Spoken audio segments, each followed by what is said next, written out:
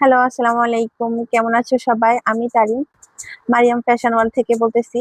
আজকে তোমাদের সাথে 7 বছরের বাচ্চার একটা জামা টিউটোরিয়াল দেখানোর কথা ছিল। আসলে আমি জামা টিউটোরিয়ালটা, সেলাই টিউটোরিয়ালটা দেখাতে পারলাম না, কারণ আমি সেলাই করতে বসছি, কারেন্টটাও চলে গেছে। কি করব এখন?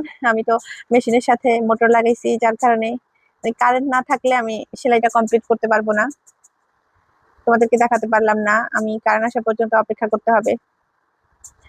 আসলে যারা যারা মোটরের সাথে মেশিনের সাথে মোটর লাগাতে চাও, সবাইকে বলবো এত বড় ভুল, এত বড় বোকামি তোমরা করবে না। কারণ পা দিয়ে চালাও আর হাত দিয়ে চালাও, যখন খুশি তখন মেশিনটা চালাইতে পারবে, কিন্তু যখন মোটর লাগাবে তখন দেখবে যে হাত দিয়ে পা দিয়ে কিছু দিয়ে চালাইতে পারবে না। ফ্রি থাকলেও কিছুই করার নাই, সময় থাকলেও কিছুই করার নাই।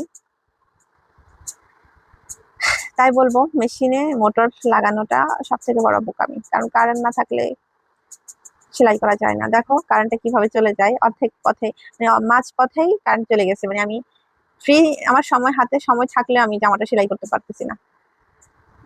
কি করার আছে বলো এখন? কিছুই করার নাই। সেলাইটা শেষ হওয়ার আগে যারা এমন চলে গেল সমস্যার ভিতরে পড়ছো, অবশ্যই কমেন্ট করে জানাও। নাই, আল্লাহ হাফেজ, সবাইকে ভালো থাকো। আমার ভিডিও ভালো লাগলে অবশ্যই আমার পেজটা শেয়ার করে পাশে থাকো, ফলো দিয়ে। আল্লাহ হাফেজ।